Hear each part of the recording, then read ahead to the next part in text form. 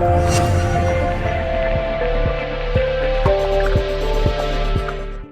guys, this is Bharadwaj with PhoneArena.com and you're watching the review of the Lava eTab Extron Plus, the successor of the eTab Extron tablet that was launched earlier this year. It has a 7-inch IPS display with 1024 by 600 pixel resolution at 169 ppi of pixel density.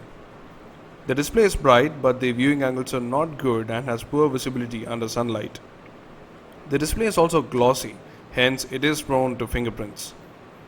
There is a front-facing camera at the top, but it lacks the ambient light sensor. Lava says that it's a front-facing VGA camera, but it takes images at a resolution of 1600 by 1200, which is actually 2 megapixels. There are on-screen buttons for back, home and multitasking at the bottom, but not really capacitive.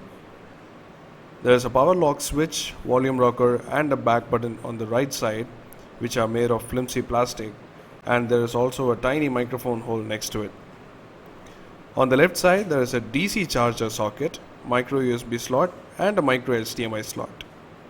On the top there is a micro SD card slot, a 3.5mm audio jack and the speakers.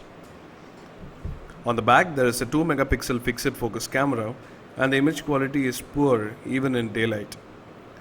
The camera UI is quite different from other tablets but offers limited features.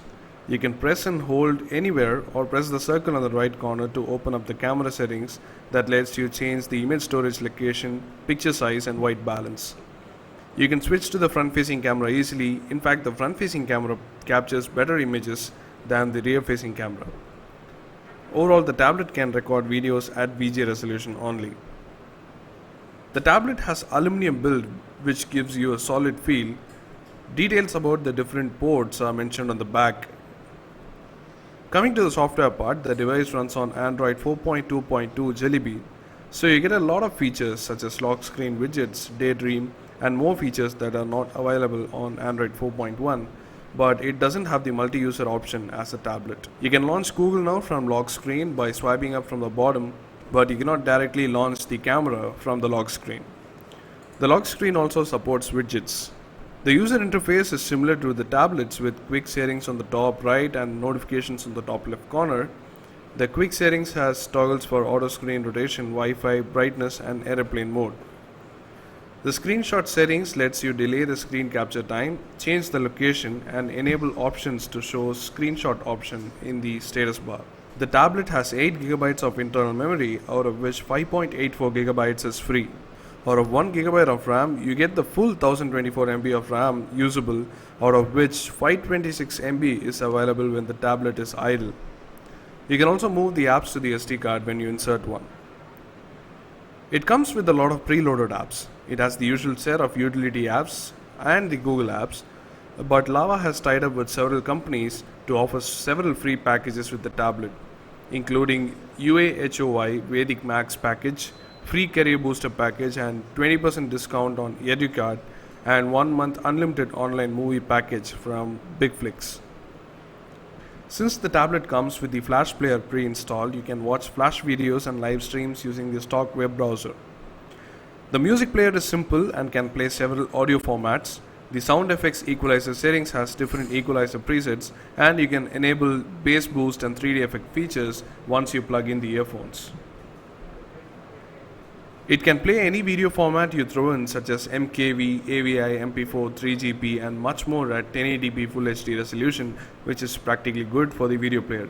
And it's also very simple and supports bookmarks and subtitles.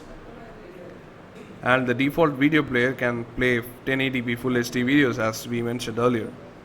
Audio from the bundled earphones and the dual speakers are pretty good.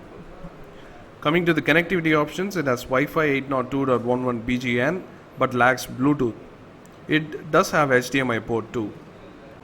We didn't find any Wi-Fi connectivity issues unlike the first Extron tablet, and the micro HDMI port lets you connect the tablet to a display with HDMI connectivity.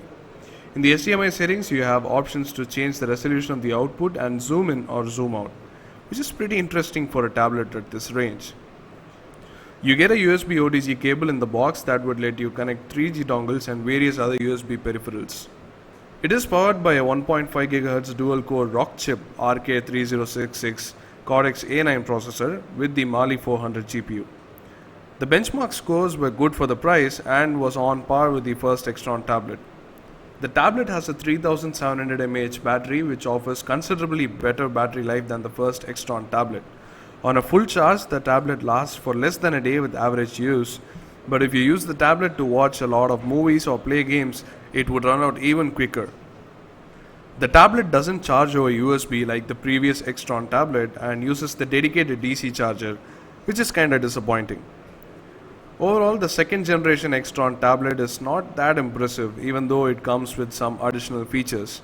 At a price tag of about Rs 6,990, if you need a tablet with Android 4.2, a decent build and Full HD video playback, but can compromise on Bluetooth and the camera, go for it. Listed here are the pros and cons of the device. For the complete review, check the link below. Do hit the like button and the subscribe button for more videos like these. Thanks for watching.